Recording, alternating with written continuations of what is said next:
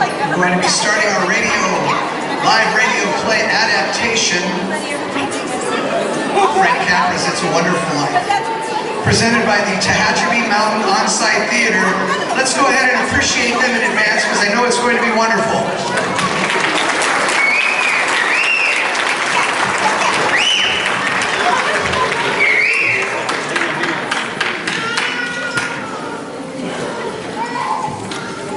Ladies and gentlemen, boys and girls, welcome to tonight's Christmas Eve program. This year we're going to be traveling back to 1946. It's the year after World War II ended. The country was trying to get back to kind of a normal life after the disruption of the war. Life was very different back then. There was no internet. Couldn't Google things. Google was at the library. People knew what the Dewey Decimal System was. We didn't have phones. Well, we had phones, but they had cords, and they were connected to the wall. There's a lot of us that remember those days. Some of the ones that are a little smaller don't. So, back then, they didn't have cell phones. So this is a great time, if you would, to please silence your phones so that we don't disturb the era. In 1946, people didn't really watch TV. They sat around a radio, not unlike the one that we have up here, and they listened, and they had to use their imagination a little bit. So the trick was you had to listen to what was going on. You had to hear what was being said. One of the things that was also common for a radio show was to have somebody called a Foley artist. And a Foley artist is a fancy name for somebody who makes some really cool sounds to try to enhance the experience and make the story a little bit more tangible. So we're going to have a Foley artist. We're going to use some different, maybe common everyday objects to make sounds to try to help with the story. Our actors are in a radio station, in a studio, WBFR.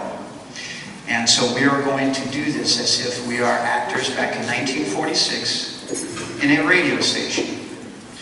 It's now time for us to go ahead and turn back the clock. So those of you that have radios on your tables, go ahead and turn those on. And we're going to time travel back to 1946. Thank you.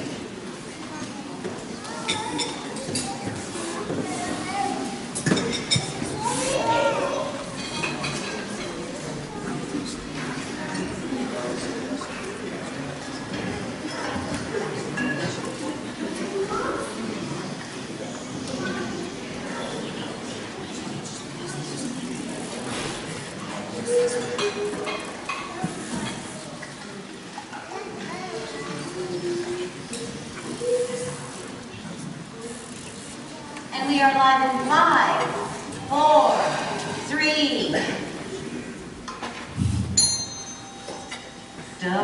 WBFR in New York City. This is WBFR, Playhouse of the Air. Good evening, ladies and gentlemen. Greetings from WBFR Studio A in Manhattan, New York, right here in the good old US of A.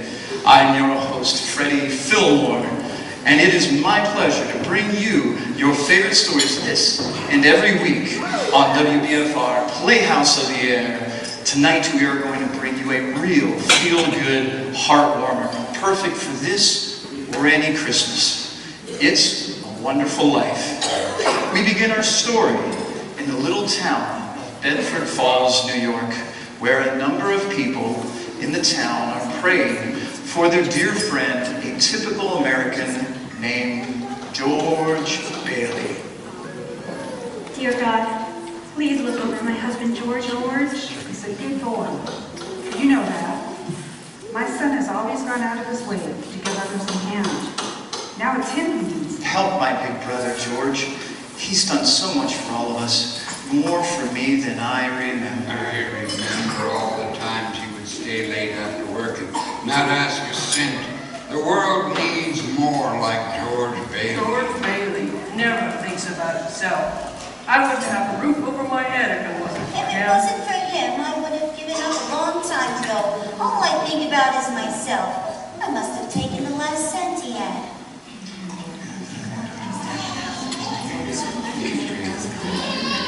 The voices carry heavenward, and Joseph, the superintendent of angels, summons Clarence, an apprentice angel. You sent for me, sir. Yes, Clarence. A man down on earth needs our help. Splendid. Is he sick? No, worse. He's discouraged.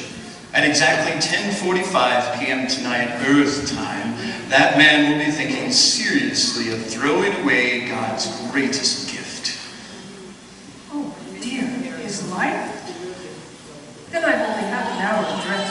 What are they wearing now? You will spend that half hour getting acquainted with George Bailey. Sir, if I should accomplish this mission, might I perhaps win my wings? I've been waiting over 200 years, and people are beginning to talk. What's that book you've got with you? The Adventures of Tom Sawyer, sir. You do a good job with George Bailey, and we'll see about your wings. Thank you. If you're going to help George, you'll want to know a little something about him. Look, see the town? Why, yes. A group of young boys sledding down a snow-covered hill and right onto the ice. Yippee! Who's that? That's George Bailey when he was 12, back in 1919. Something happens here you'll have to remember later on. Here comes the scare baby, my kid brother, Harry Bailey. I understand.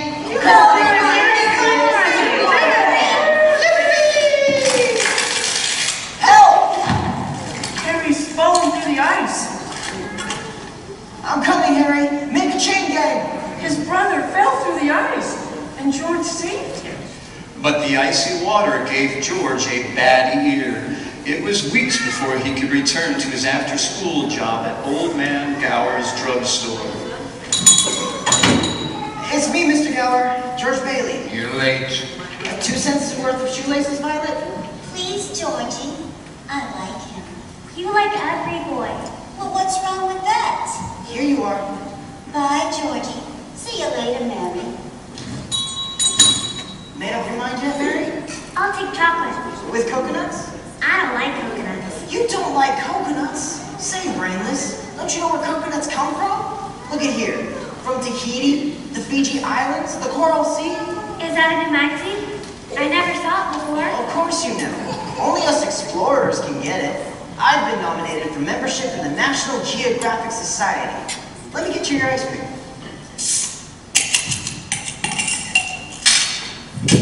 Is this year you can't hear on? George Bailey, I'll love you till the day I die. I'm going exploring someday. You wait and see. George, you're not paid to be a canary. Goodbye, George. Goodbye, Mary. What was that piece of paper George just picked up, sir? It's a telegram from Mr. Gower. He found out this morning that his son died of influenza, and he spent the afternoon drowning his grief in whiskey. Mr. Gower, do you need anything? No. I'll get them, sir. Take those capsules over to Mrs. Blaine's. They have the diphtheria there, haven't they? Get going. Yes, sir. Mr. Gower, sir? The bottle you used, you put something wrong in those capsules. Who do you think you're talking to? Ow! You're hurting my Sawyer! Did you hear what I said? Get out of here! Mr. Gower, you don't know what you're doing. You put something wrong in those capsules. I know you got the telegram and I know you're upset, but look at the bottle you used, Mr. Gower. It's poison! Poison? Don't hit my Sawyer again. Oh, boy, George. All I wanted to do was make sure, Mr. Gower. I won't tell a soul. Hope to die, I won't. Did he ever tell anyone about those pills? Not a soul. Did he ever marry that girl? Did he ever go exploring? Oh, we'll get there soon enough, Clarence. George grew up and wanted to go to college, but there just wasn't the money. So he worked 4 years in the Building and Loan Association. Building and Loan Association? George's father was in the building and loan business, along with George's Uncle Billy. George, what's the combination to the safe? We wrote it down so you wouldn't forget it. That's right. Where? Who's that? That's Henry F. Potter, the richest and meanest man in all of the county. Here. Potter's here. Mr. Bailey, Mr. Bailey, Mr. Bailey. There is nothing quite so loathsome as a family business. Now, Peter, you know what I'm here for. I'm on a very tight schedule. A family to advance in 3. Okay then, Mr. Potter, here's the thing. I just need a little more time. I'll dig up that $5,000 somehow. Have you put any pressure on those people of yours to pay their mortgages? Times are hard, Mr. Potter. A lot of people are out of work. Then foreclose. I can't do that. These families have children. Are you running a business or a charity ward? Mr. Potter, what makes you such a hard-skulled character? You have no family, no children. You can't begin to spend all the money you have. So I suppose I should give it to a miserable failure like you and that idiot brother of yours to spend for me? You can't call my father a failure. All right, son, thanks. Don't let him say that about you, Pop. What kind of business are you running here anyway? George worked and saved enough to see him through the university. But first, he was going to Europe. Old man Gower surprised him with a gift of a great big suitcase. On his way home from the store, he ran into his friends, Ernie, the cab driver, and Bert, the cop. Hi, Ernie. Hey, George! Hi, Bert. Hey, George, what's that suitcase for? Well, I'm a rich tourist today. How about driving me home in style, huh? Sure, Your Highness. Hop in the cab. And for the carriage trade, put some in my hat. Good afternoon, Mr. Bailey. Looks like you're ready to get out of here. Hello, Violet. Hey, you look good. That's some dress. Oh, this old thing? Why, I only wear it when I don't care how I look. See you later. Hey, want to come along, Bert? We'll show you the town. Yeah, no thanks. I think I'll go home and see what the wife's doing. Family man. That evening, George had dinner with his father. Boy, my last supper in the Bailey boarding house, huh, Pop? We're sure gonna miss you, son. I wish we could send Harry to college with you. Oh, we have that all figured out. Harry will take my job at the building and loan for 4 years, and then he'll go. He's pretty young for that job. No younger than I was. Well, you were born older, George. I suppose you've decided what you're gonna do when you get out of college. Well, what I've always talked about doing. Building things. Design new buildings, plan modern cities. It's just a hope, but you wouldn't consider coming back to the building and loan, would you? I know it's early to talk about it all. I couldn't face being cooped up here for the rest of my life in that shabby little office. I'm sorry, Pop. I didn't mean that remark, but this business of spending all your life trying to figure out how to save 3 cents on a length of pipe, I'd go crazy. I want to do something big and important. You know, George, I feel that in a small way, we are doing something important. It's not too much for a man to want his own roof and walls and a fireplace. And we're helping him get those things in our shabby little office. I know that, but most of my friends have already finished college. I just feel like if I don't get away, I must. You're right, son. This town's no place to live if you aren't willing to crawl to Potter. Get your education and then get out of here. I'm glad you see what I'm talking about. Say, maybe I'll go say goodbye to Main Street. Last night in town and all. Well, have a good time, son. Hello, Georgie Porgy. Oh, hello, Mike. Where are you going? I'll probably end up at the library. Don't you ever get tired just reading about things? Yes. Say, what are you doing tonight? Not a thing, Georgie. Are you game by? What do you say we have tonight? Oh, I love it, Georgie. What'll we do? Let's go out in the fields and take off our shoes and walk in the grass, huh? Huh? Then we can go up to Stewart Lake. It's beautiful up there in the moonlight, and we can swim. Then we can climb Mount Bedford and smell the pines and watch the sunrise against the peaks. And we'll stay up there the whole night, and everybody will be talking, and there'll be this terrific scandal. George, have you gone crazy? Walk in the grass in my bare feet. Why, it's 10 miles up to Mount Bedford. You think just because you... Okay, just forget about the whole thing then. Hee-haw! Hey, forget about what, George? Oh, nothing, Sam. Hey, you remember Mary, don't you? Hi, George. Hi, Mary. You wouldn't mind walking Mary home, would you? Oh, of course not. If that's okay with you, Mary. Fine by me. Great, thanks. Hee-haw! George walked Mary home, sir. Is that important? I'd say it is, because even though Mary lived only 4 blocks away, it took them over 2 hours to get there. Buffalo gals, won't you come out tonight? Come out tonight. Come out tonight. Buffalo gals, won't you come out tonight? And dance by the light of the moon. Oh, gee whiz. That was beautiful, just like an organ. Yes, beautiful. You know, if it wasn't me talking, I'd say you were the prettiest girl in town. Well, why don't you say it? I don't know. Maybe I will. Oh, look where we ended up. Oh, the old Granville house. This whole thing. Hold on a second. I gotta throw a rock. Oh, no, don't. It's such a lovely old place. What? This old place? Don't you know about old buildings and rocks? First, you make a wish. Then, you throw a rock. But I wish I lived there. Oh, I wouldn't live there if I was a ghost. Now, watch. Well, look at that. Broke a window. What'd you wish for, George? Oh, not one wish, Mary. A whole hatful. I'm gonna shake the dust of this crummy little town off my feet. I'm gonna see the world. Italy, Greece, Parthenon, the Colosseum, France. I'm gonna go everywhere. Then, I'll come back here, go to college, see what they know. And then, I'm going out into the world. I'll build skyscrapers a mile high and bridges a mile wide. What, are you gonna throw a rock too? Wow, good shot. Oh, what'd you wish for, Mary? Oh, no. If I tell you, it might not come true. Now, what do you want, Mary? You want the moon? You should just say the word and I'll throw a lasso around it and pull it down for you. Okay, I'll take it. And then what?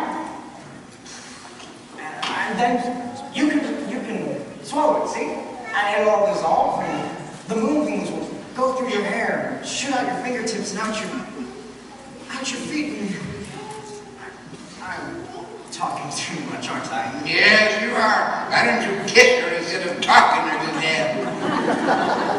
Now, who said that? Old man Collins on his front porch. Oh, youth is wasted on the young.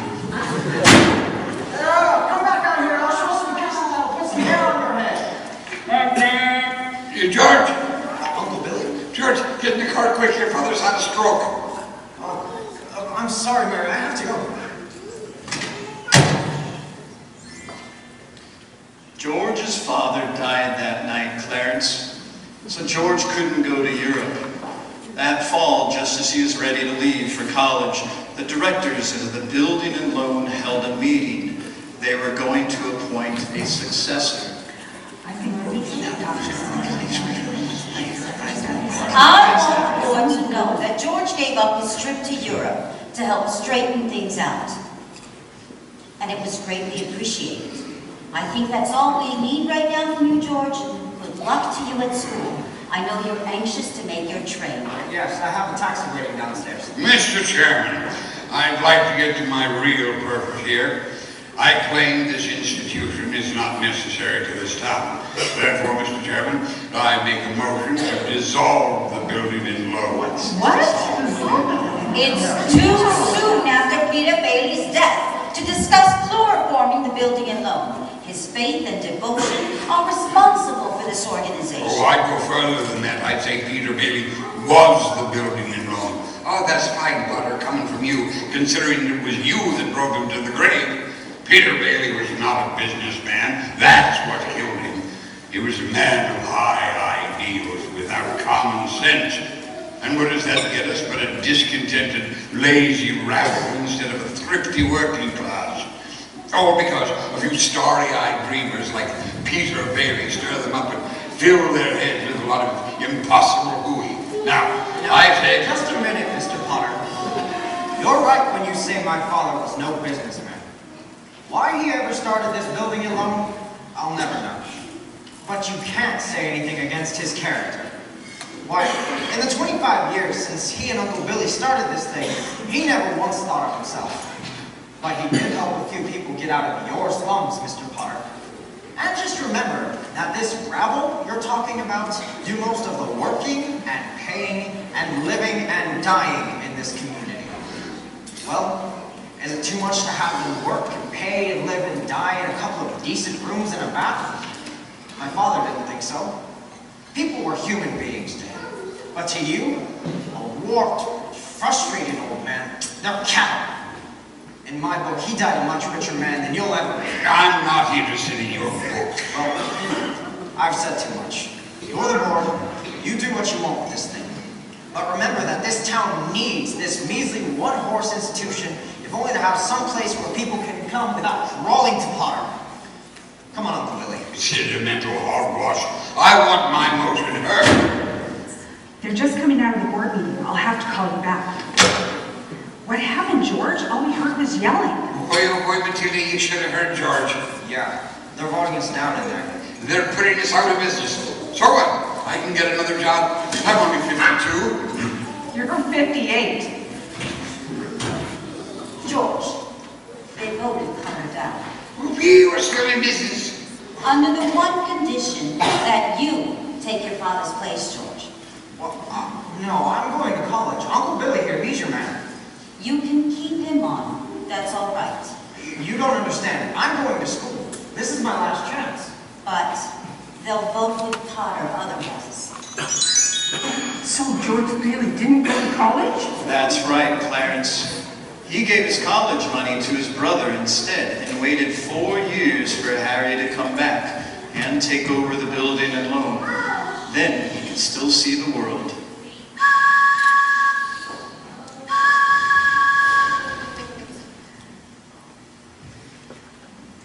So just like in radio, we have to take some pauses for our commercial breaks. But instead of commercials, I've got questions and answers for the little kids.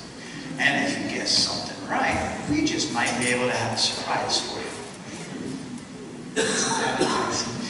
So, my first question, and if the little ones struggle a little bit, the adults can kind of help out a little. Why is George deaf in one ear? Anybody? Oh, I saw his hand first, I think. He fell in what? Ice! Excellent! Good job!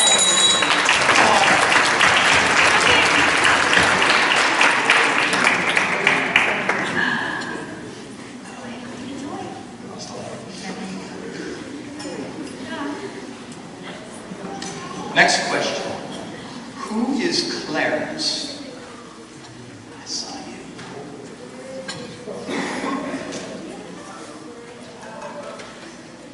Clarence is what? Very good.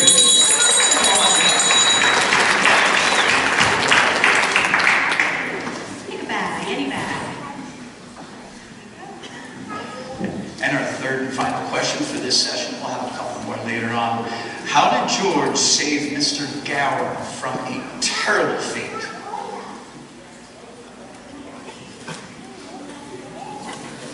Very good. Excellent.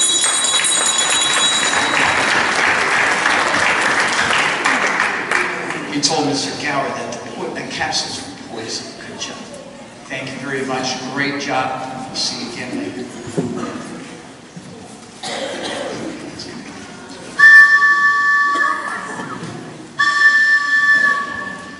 There she blows.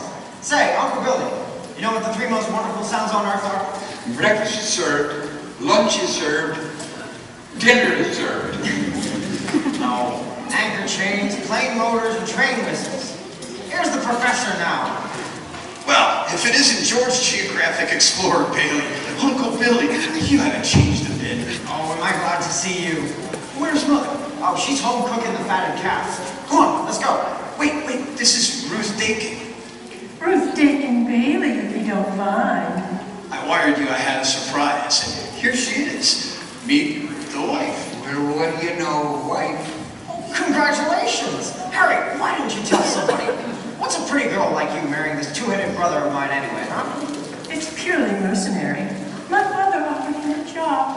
Oh, he gets you and the job. Harry's cup runneth over. Come on, Ruth. Let's get started ahead and leave the bags for the fellas. All right.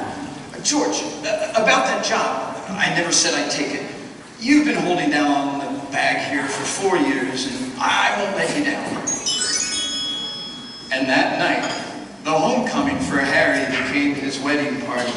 Uncle Billy familiarized himself with the spirits. Boy, oh boy, oh boy, I feel so good I could spin in Potter's eye. I think I will. What do you say? Maybe I should go home. If you'll just point me in the right direction. Right down there, Uncle Billy. That way. Okay, old building in Mountain Tower. We'll see you later. No. It's all right. I'm all right. I'm all right. Nothing broke. George! Out here on the porch, Mother. Well, how do you like your new sister-in-law? Oh, she's swell. Looks like she'll keep Harry on his toes. Yeah, keep him out of Bedford Falls anyway. George, do you know Mary Hatch is back from school? Yeah? Nice girl, Mary. The kind who will help you find all the answers. Uh-huh. Give me one good reason you shouldn't call on her. Well, Sam Wainwright. Sam's crazy about her. Well, she's not crazy about him. And how do you know that? Did you discuss it with her?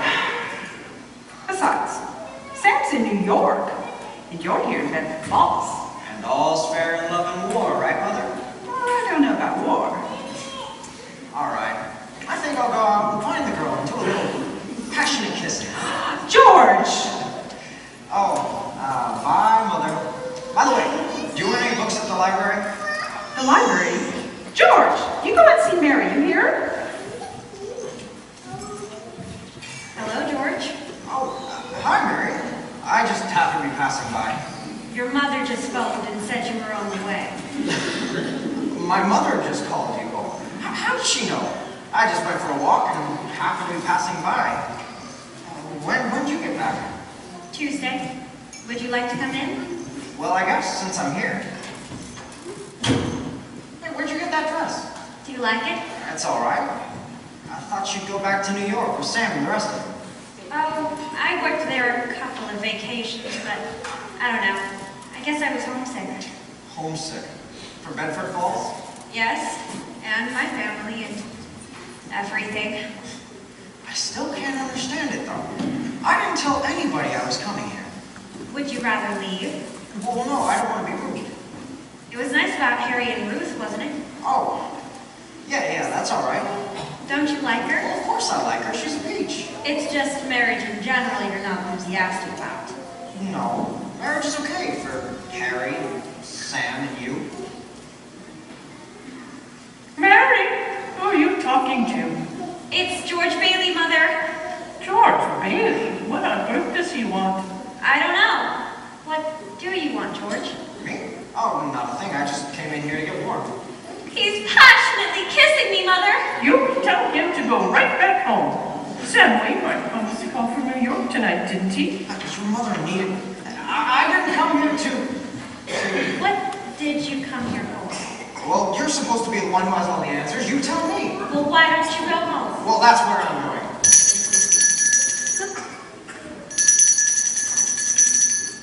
Mary! I'll get it. Hee-haw. Hello, Sam. How are you? Great. Gee, good to hear your voice again. Oh, well, that's awfully sweet of you, Sam. There's an old friend of yours here, George Bailey. You mean that old mossback George? Hee-haw, put him on. Wait a minute, I'll call him. George! He doesn't want to speak to George. He asked for him. George, Sam wants to speak to you. Oh, hello, Sam. Hey, fine pal you are. What are you trying to steal my girl? Nobody's trying to steal your girl. I want to talk to both of you. Tell Mary to pick up the other line. Mother's on the other line. I am not. We can all hear you. George, put your head a little closer. Okay. There. That's better. We're listening, Sam. I have a big deal coming up that's going to make us all rich. George, remember that night at Martini's bar when you told me about making plastics out of soybeans? Huh? Yeah, soybeans. Well, my father's checked in with Edmunds to build a factory outside of Rochester. How do you like that? Why Rochester? Why not? Can you think of anything better? Well, why not? Right here in Bedford Falls. You remember that old tool machinery works? You tell your father he can get that for a song. And all the labor he wants too. Half the town is thrown out of work when they close down. That's so. Well, that sounds great. Now, here's the point, George. I may have a job for you. That is, unless you're still married to that old broken down building and loan. Oh, Mary. I'm here. Tell that guy I'm giving him a chance of a lifetime. He says it's a chance of a lifetime. Give me that phone. Now, you listen to me, Mary. I don't want any plastics. And I don't want any job. I don't want to get married. Ever. To anyone. Do you understand that? I want to do what I want to do, and you're not going to. Mary. George. Mary, I love you. George, I love you too. George and Mary were married, and following the wedding and reception, George's old pal Ernie, the cab driver, drove the happy couple to the train station. Hey, where you two off to this here now, honeymoon? We're going to shoot the works. A whole week in New York, and then Bermuda. The highest hotels, the oldest champagne, the richest caviar, the hottest music, and the prettiest wife. Here's the kitty, Ernie. $2,000. I feel like a bootlegger's wife. Finally getting out of Bedford Falls, huh? Then what? Then what, honey? After that, who cares? Hey, George, there's something funny going on over there. Look, over there at the bank. It looks like a run. Pull over a minute, will you, Ernie? George, let's not stop, please. Let's go straight to the station. Wait a minute. I better see what it is. I'll be right back. Hey, what the heck? Let me in. Oh, man, what is this, a holiday? Why are all the doors locked? There's a crowd out front. This is a paper, George. What happened? The bank called our loan and I had to give out all of our tax. All of it? Every last cent of it. Oh, holy mackerel. And then I got scared, George. Open the doors. Let them in. Hey, I need to have my money. I want my money now. Now, just remember, this thing isn't as black as it appears, okay? where's our money, George? You're thinking of this place all wrong. The money's not here. Your money's in people's houses. In the Kennedy house, and the McLaren house, and 100 others. Now, what are you going to do? Foreclose on them? I've got $242 in here, and $242 isn't going to break anybody. All right, Charlie, you'll get your money in 60 days. 60 days? That's what you agreed upon when you bought your shares. Hey, got it. I got my money. Old man Potter's taking over the bank. He'll pay you 50 cents on every dollar. What? Now, hold on. If Potter gets your shares, he'll own this building and loan. He's got the bank, and he's got the bus line. He's got the department stores. And now he's after us, because he wants to keep you living in the shacks, paying the kind of rent he decides to charge. Now, we can get through this all right, but we've got to have faith in each other. My husband's out of work. We need money. I got doctor bills to pay. How much do you need? We've got $2,000 from the wedding. Hey, Mary, I've got $2,000 here. This will tide us over until the bank reopens. All right, Charlie, how much do you need? $242. Oh, Charlie, come on, just enough to tide you over, all right? $242. Okay, Uncle Billy, give Charlie $242. All right, Ed, how much just to get by? $20, I suppose. And now we're talking. Miss Thompson, how about you? Oh, but it's your own money, George. Never mind that. How much, Mrs. Thompson? Could I have $17.50? 7. Bless your heart. Of course you can have it. Uncle Billy, give her $17.50. Pay it back when you can, all right? All right, who's next? Look at the clock, George, look. 5 seconds. 4, 3, 2, 1. Oh, we made it. 6 o'clock. Lock that door, Uncle Billy. We're still in business. The Bailey brothers, building along. Just a minute. George, call for you. Never mind that. Can you get my wife on the phone? She's probably over at her mother's. It's Mrs. Bailey on the phone. I don't want Mrs. Bailey. I want my wife. Oh, Mrs. Oh, that is my wife. Hello? Mary. Oh, listen, dear. I'm sorry, what? Come home. What home? 320 Sycamore. Well, whose home is that? The Waldorf Hotel?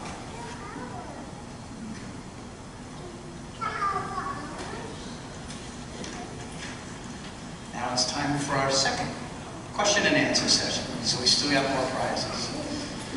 First question. What is George's brother's name? Yes, Harry. Excellent. Very good.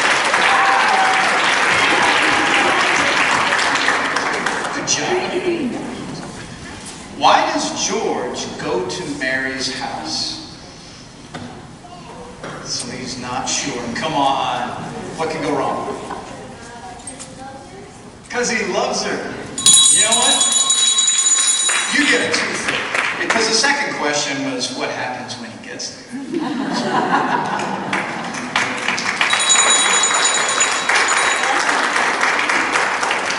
Great job. Thank you. What does George realize? Oh, that was the second question. Who's Mr. Potter? Saw someone over there. Yep, to my left. You are right. Yep, you. He's got a lot of stuff. Yeah, the richest and meanest man in all of the county. Yeah.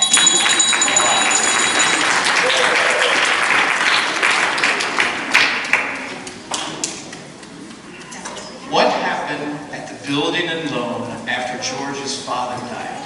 This one might get a little bit tougher. Yes. If somebody wants to speak for him, that's okay.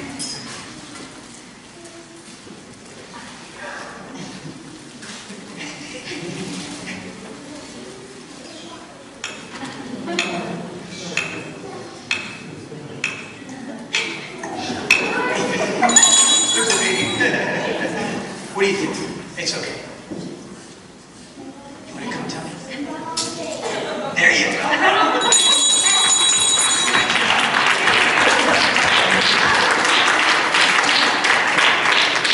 Thank you all of you for participating in that. Great job. Thank you.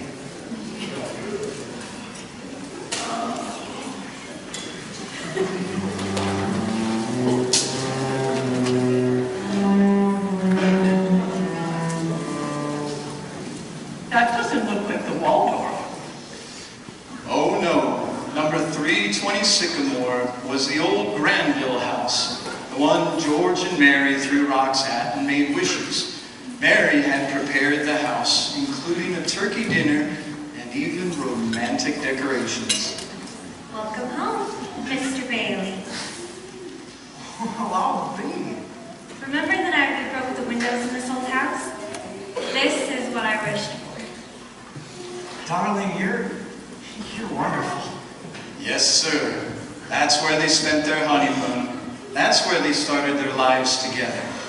Mary made the leaky old house a home while George toiled away at the building and loan office. Oh, gee. Mary Hatch, why in the world would you ever marry a guy like me? To keep from being an old maid. I was going to give you the moon. But what have I given you? Not even a new dress, not for months. You could have married Sam Wayne right now, anybody else in town. I didn't want to marry anybody else in town. I want my baby to look like you. You didn't even have a honeymoon. I promised you. Your what? My baby. You mean Mary? You're on the nest. George Bailey, Lasso's stork. Well, Mary had her baby, a boy. You don't had a girl. Night after night, George would come home late from the office. Things weren't good at the building and loan. Potter was bearing down hard, and then came World War II. Mary had another baby, but by then still had time to run the USO. Gower and Uncle Billy sold war bonds. Violet entertained the troops. Bert the cop was wounded in North Africa, got the Silver Star Medal. Ernie, the taxi driver, parachuted into France. But George's brother, Harry Bailey, topped them all. A Navy flyer. He shot down 15 planes, 2 of them, as they were about to crash into a transport ship full of soldiers. But what about George, sir? He was disqualified from military service on account of his bad ear. George fought the Battle of Bedford Falls instead. Air raid warden, paper drives, scrap drives, rubber drives. On Victory Europe Day, he wept and prayed. On Victory Japan Day, he wept and prayed again. We're getting pretty close to today, aren't we, sir? Yes, Clarence. You know now almost everything you have to know about George Bailey, except what happened that finds him down there at this very moment wanting to die. Today's the day before Christmas, and Billy's at the bank to make a deposit when he runs into Mr. Potter.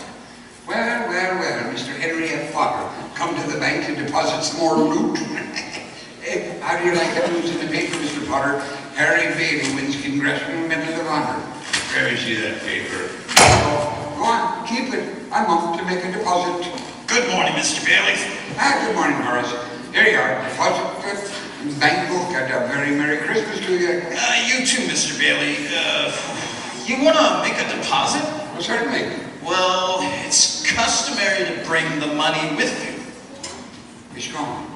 Where'd I put it? Where'd I put that money? A terrible thing, Clarence.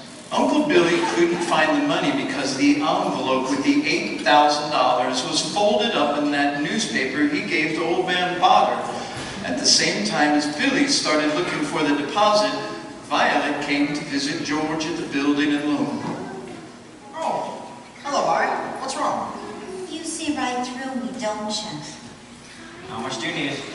I hate doing this to you, George, but I won't be asking any more after this. Why, you planning on robbing a bank, Vi? I'm going to Manhattan. Well, what's in Manhattan? Why, everything's in Manhattan. A new start, at least. Well, that's a big step, Vi.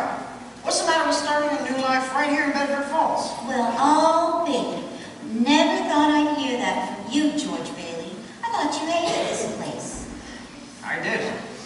But this town has a charm of its own. I've made a decision. There's a midnight train tonight, and I plan to be on it. It takes a lot of character to leave your hometown and start all over again. Here's some dough. No, George, don't. Oh, what do you want to do? Hawk your furs and that hat? You want to walk to New York? You know they charge for meals and rent, the same as Bedford Falls, right? Yeah, sure. It's a loan. That's my business. Building and loan. Besides, you'll get a job. Good luck to you. I'm glad to know you, George Bailey. Merry Christmas. George! Oh, what's the matter, Uncle Billy? Money, the $8,000. Whoa, hold on, Uncle Billy. What happened to it? I thought I had it. I just don't know what happened. Okay, well, the first place you look is in your coat pocket. I told you to put it there when you left. No good to you, George. I'm no good. Uncle Billy, we've got to find that money. Think! I can't think anymore, George. It hurts. Where is the money, you stupid, silly old fool? Do you realize what this means? It means bankruptcy and scandal and prison. One of us is going to jail. Well, it's not going to be me. Hello, Daddy. Hi, Daddy. Hello, darling. Where's your coat and hat? Left him at the office.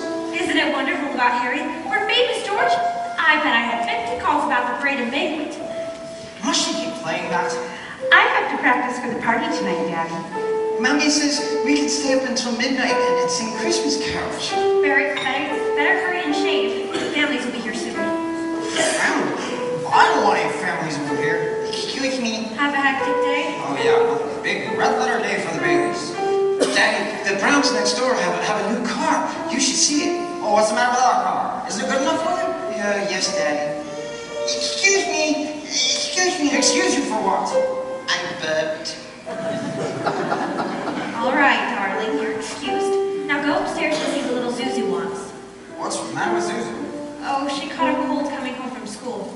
They gave her a flower and she didn't want to crush it, so she didn't button up her coat. The doctor says it's nothing serious. Was the doctor here? I called him right away. Is she running a temperature? Just a teensy one. Gosh, it's this old house. I don't know why we don't all have pneumonia. This drafty barn. Might as well be living in a refrigerator. Why do we have to live here in the first place and stay around this measly, crummy old town? George, what's wrong? Everything's wrong. You called us a happy family. Why do we have all these kids? Dad, how do you spell frankincense? I don't know. Ask your mother. Where are you going? Off to see Zuzu. Hi, Daddy. What happened to you? I want a flower. Oh, where do you think you're going, huh? I want to give my flower a drink. Here. Give Daddy the flower. I'll give it a drink. Look, Daddy, some of the petals fell off. Paste it. All right. Now, there it is. Good as new, see? Give the flower a drink. Now, will you try and get some sleep? I'm not sleepy. I want to look at my flower. I know. You just go to sleep. And then you can dream about it. And it'll be a whole garden. It will? Uh-huh. Telephone! I'll get it. Hello? Yes, this is Mrs. Bailey. Oh, thank you, Mrs. Welch. The doctor said she'll be out of bed in time for her Christmas dinner. Is that Zuzu's teacher? Yes? Let me speak to her. Hello, Mrs. Welsh? Hey, this is George Bailey. Say, what kind of teacher are you anyway? What do you mean sending her home like that, half naked? George! Is this the sort of thing we pay taxes for? To have teachers like you? Silly, stupid, careless people who send our kids home without any clothes on? Hello, Mrs. Welch? I want to apologize for her. She hung up. I'll hang her up. Who do you think you are? Hello? Who is this? Oh, Mr. Welch. Oh, that's fine, Mr. Welch. Give me a chance to tell you what I really think of your wife. George! Will you let me handle this? Hello?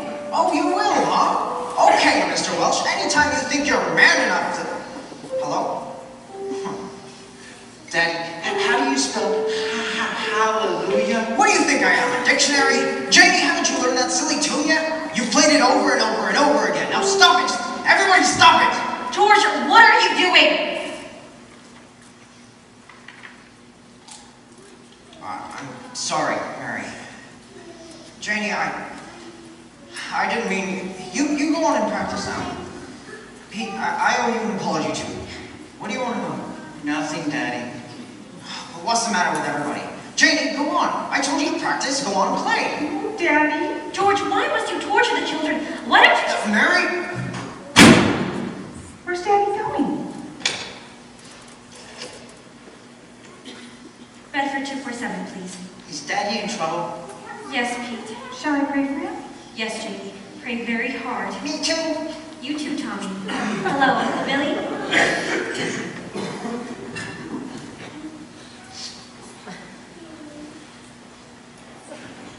And now it's time for our third and final question and answer session. So those of you who didn't get prizes still got some chances. So, why is George so upset? Yes. He lost all the money. Excellent.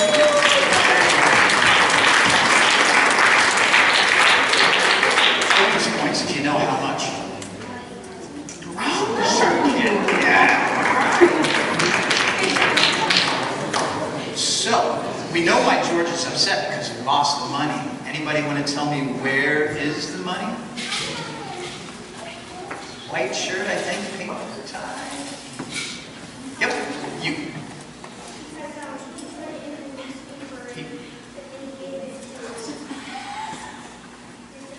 Very good. Very good. Accidentally gave it to Mr. Potter. It was in the newspaper. Third and final question. Where did George get the money to give to the building and loan customers. Saw that hand all the way in the back. Yep. His wedding money. Okay, they both said the same. Come on up. Team effort. I don't know about you guys, but I thought that was fantastic. They were paying attention to what was going on. Let's give these kids a great round of applause. As a 10-1, there were a number of people out there I didn't call on that also knew the answers. So great job. Thank you for paying attention.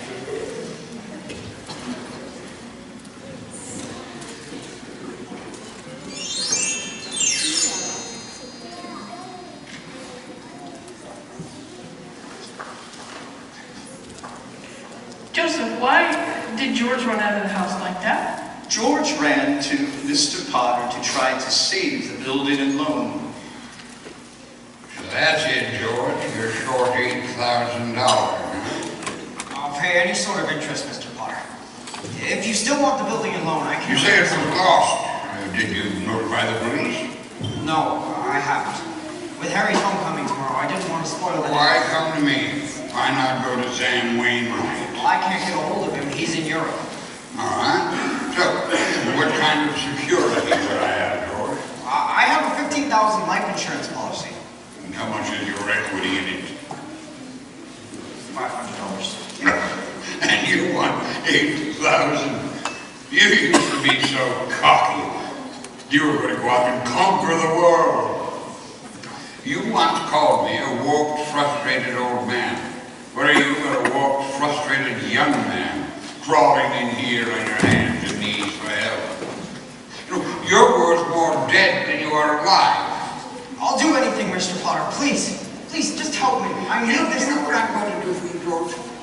As a stockholder of the building and loan, I'm calling the state examiner to get a warrant for your arrest. Misappropriation of funds, manipulation, malfeasance. Come on, run. You can't hide in a little town like this, George. Where's George, sir? After running out of Potter's office, George ended up at Martini's bar. He's had a couple of drinks and is just sitting there. What's he saying? Dear Father in heaven, I'm not a praying man. If you're up there and you can hear me, show me the way. Why are you drinking so much, my friend? You don't feel good, please. Go home, Mr. Bailey. Bailey? Which Bailey? This gentleman is a Mr. George Bailey. George Bailey, huh? Yeah, next time you talk to my wife like that, you'll get worse. If it isn't enough, she slaves teaching your stupid kids how to read and write. You gotta ball her out like You get out of here, Mr. Welch, and you'll hit my best friend. All right. Mr. Bailey, you okay? Who was that? Mr. Welch. But don't worry, he don't come back in this place no more. I get something for your face, you bleed. I'm all right. Now, please, don't go away, Mr. Bailey, please, go on. George is headed to the bridge now, Clarence. Can you see him? He looks like he's going to jump. It's time, Clarence. Help! Elsie, I can't swim! Hold it, mister. I'm coming. What the damn hell are you two doing? Get out of that water. Oh, you two all right? You need a doctor? I'm all right. I'm fine, but this underwear, I didn't have the time to get anything stylish. I passed away in it. Passed away. Oh, I see Tom Sawyer's drying out too. Who? My book. I left in such a hurry I brought Tom Sawyer with me. You should read the new book Mark Twain is working on. How'd you happen to fall in, huh? I jumped in so you wouldn't go through with it. Go through with what? Jumping off the bridge. Jumping off the bridge is against the law around here. Why, I tell you where I come from too. And where do you come from? Heaven. What? I had to act quickly. That's why I jumped in. I knew if I were drowning, you would try and save me. And you did. And that's how I saved you. Very funny. Feel it fleeting, George. Yeah, I got a bust in the jaw and answered a prayer. Oh, no, George. I'm the answer to your prayer. How do you know my name? I know all about you. What are you, a mind reader or something? Oh no. Name's Clarence Oddbody, AS2. Oddbody. AS2? What's that AS2? Angel, second class. Oh, you may not be the doctor, but I do. Cheerio, man. Hey, look here, why'd you save me anyway? Because I'm your guardian angel, George. I wouldn't be a bit surprised. Ridiculous of you to think of killing yourself over $8,000. How do you know things like this? I'm your guardian angel, George. Well, you look about the kind of angel I get. Sort of a fallen angel, aren't you? What happened to your wings? I haven't won my wings yet, George. That's why I'm an angel second class, but you can help me earn them by letting me help you. All right. You don't happen to have $8,000 on you? Oh, no, George. We don't use money in heaven. Well, it comes in pretty handy down here, Bob. Found it out a little late. I'm worth more dead than alive. I won't get my wings with that attitude. You just don't know all that you've done, George. Why, if it hadn't been for you... If it hadn't been for me, everybody'd be a lot better off. My wife, my kids, and friends. This isn't going to be easy. They'll be better off if I hadn't been born. What'd you say? I said I wish I'd never been born. George, why, that's wonderful. Wonderful. The idea you just gave me, that'd do it, okay? There, you got your wish. You've never been born. Never been born. Exactly. No worries. No $8,000 to get. Nothing. You simply don't exist. Hold on. Wait a minute. Say something else in this ear of mine. That's right. You can't hear out of that ear, George. Don't you see? You're a nobody. Well, that's a doggonest thing. Your lips stop laying too, George. What do you know? What happened? Oh, I need a drink. What about you, Angel? Do you want a drink? Well, I don't know. Oh, come on. We'll go as soon as our clothes are dry. Our clothes are dry, George. That stove's hotter than I thought. Well, look, let's get dressed and we'll stroll over to Martini's and, well, excuse me. I'll stroll, you'll fly. I haven't got my wings yet, George. Give me another drink. I'll sit down. Let's sit around for the house. Let's sit down over there. Welcome to the best bar in Bedford Falls. Bedford Falls. Don't you mean Pottersville? Pottersville? Hey, where's Martini, your boss? Look, I'm the boss. You want a drink or don't you? Oh, okay, all right. Double bourbon, quick, huh? Yeah, what's yours, bub? Well, I was just thinking of mulled wine. Heavy on the cinnamon and light on the clothes. What would you be likely? Look, mister, we serve hard drinks in here for men who want to get drunk fast. And we don't need any characters around here to give the joint atmosphere. Now, just give him the same as I ordered. He's okay. 2 double bourbon. What is it about this place? Something seems to have changed.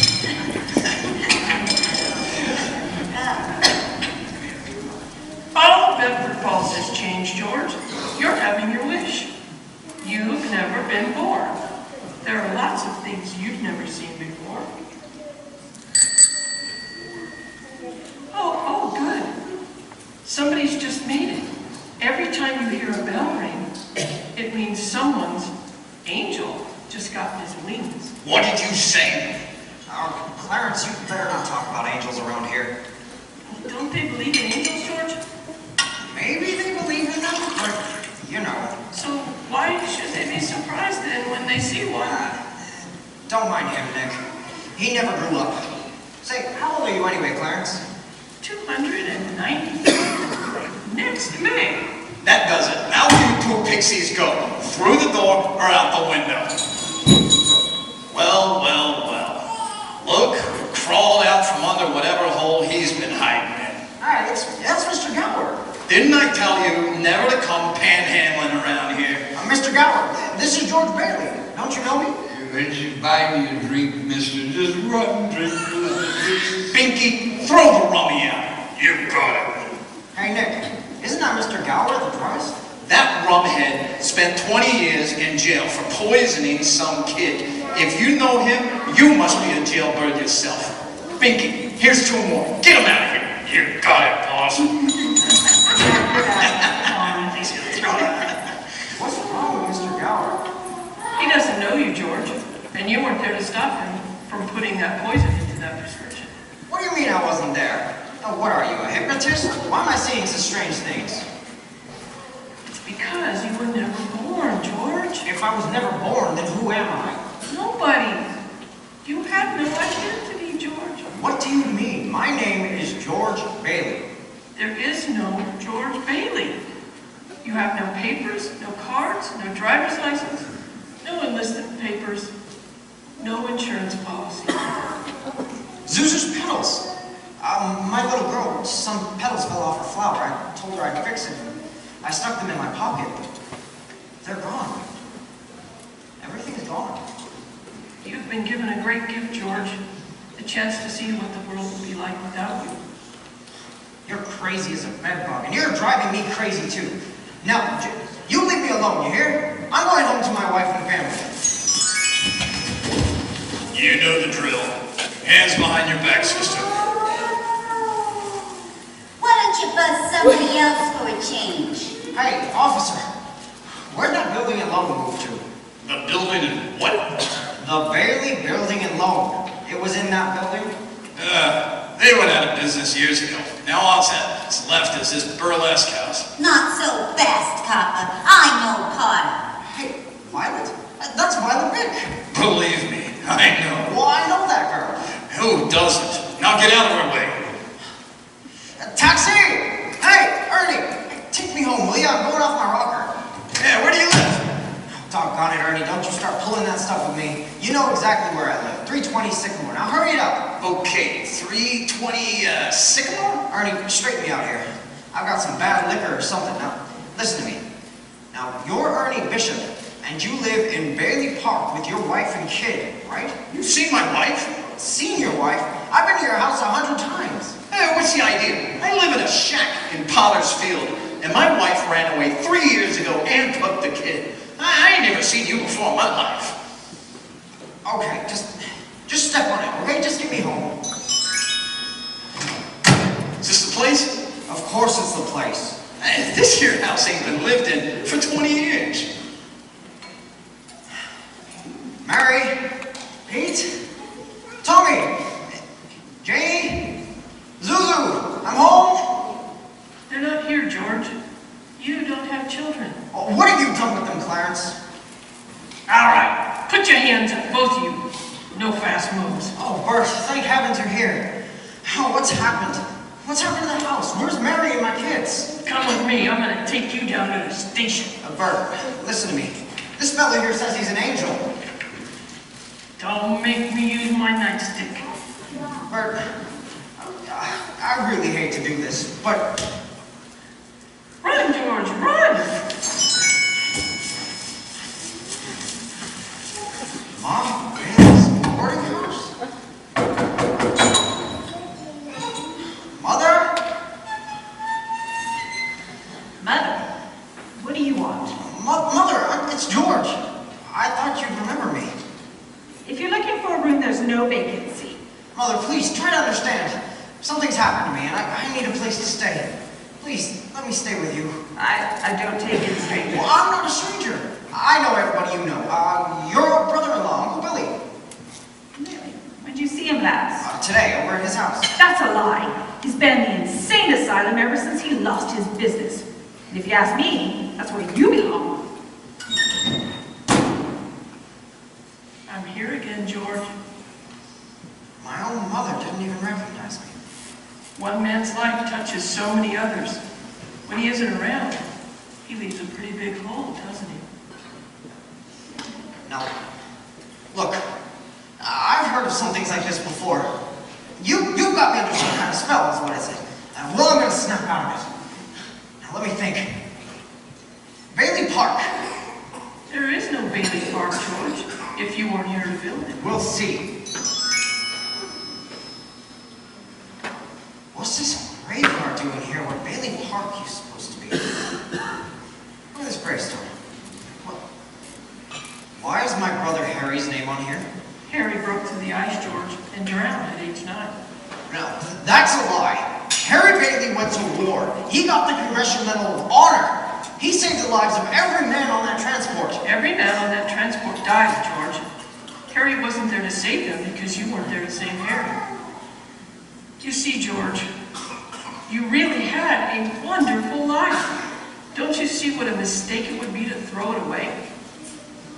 What happened to Mary, Clarence?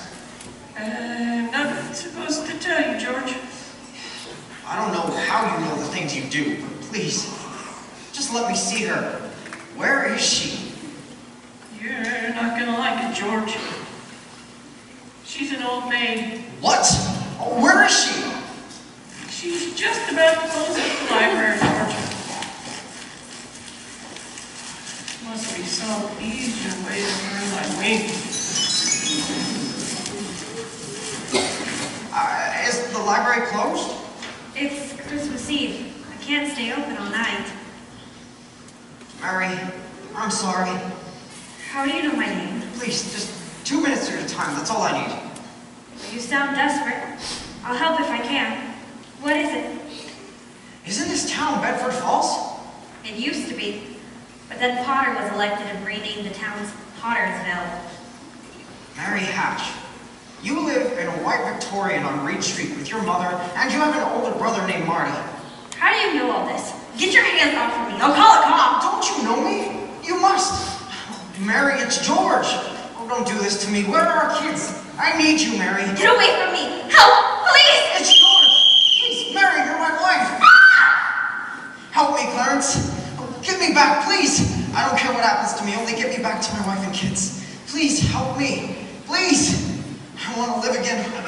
God, please let me live again. George? Is that you, George? Bert, you come any closer and I'll hit you again. What the Samuel are you yelling for, George? George? Bert, do you know me? Know you? I've been looking all over town for you. I'm alive again, Bert. You should be all right, your mouth's bleeding. It is? Hey, my mouth's bleeding. Zeus's petals. Oh, there they are. What do you know about that? Merry Christmas, Bert. Get in the car, George. I'll drive you home.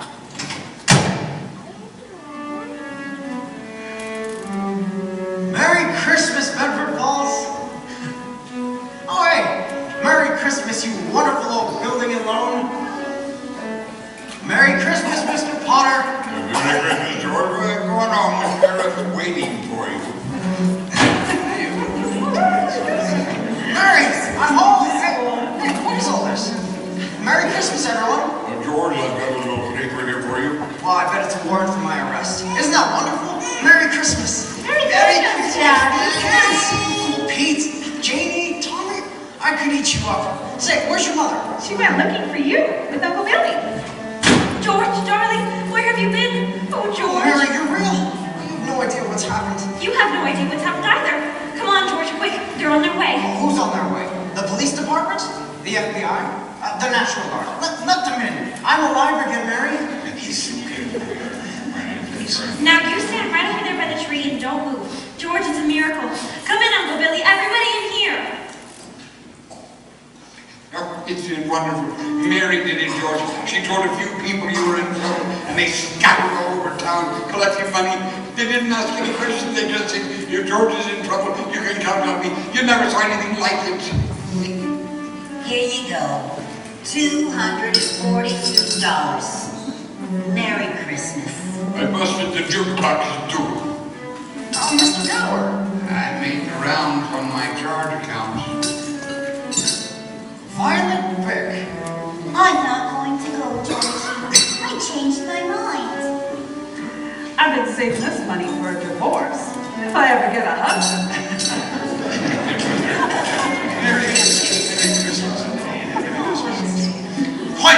Quiet, everybody. A telegram from London. Oh, London. Mr. Gower cables you need cash. Stop. My office instructed to advance you up to $25,000. Stop. Hee-haw and Merry Christmas. Sam Wainwright. Hark the herald angels sing, glory to the newborn King. Harry! Hey! Mary! Looks like I got here too late. Harry, how about your banquet in Washington? I left as soon as I got Mary's telegram. How about some wine? Good idea.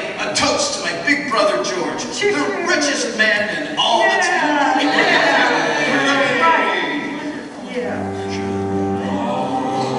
Acquaintance we forgot and never brought to mind. What's this book, George? Tom Sawyer. Look, there's an inscription. George, remember, no man is a failure who has friends. Thanks for the wings. Love, What's Clarence. A Christmas present from a very dear friend of mine. Look, Daddy. Teacher says every time a bell rings, an angel gets his wings. That's right, Susan. That's absolutely right. Attaboy, Clarence. Should old acquaintance we forgot and never brought to mind? Should old acquaintance be forgot and days of old lang syne? This has been WBFR Playhouse of the Air's presentation of It's a Wonderful Life. Please stay tuned for the popular holiday music.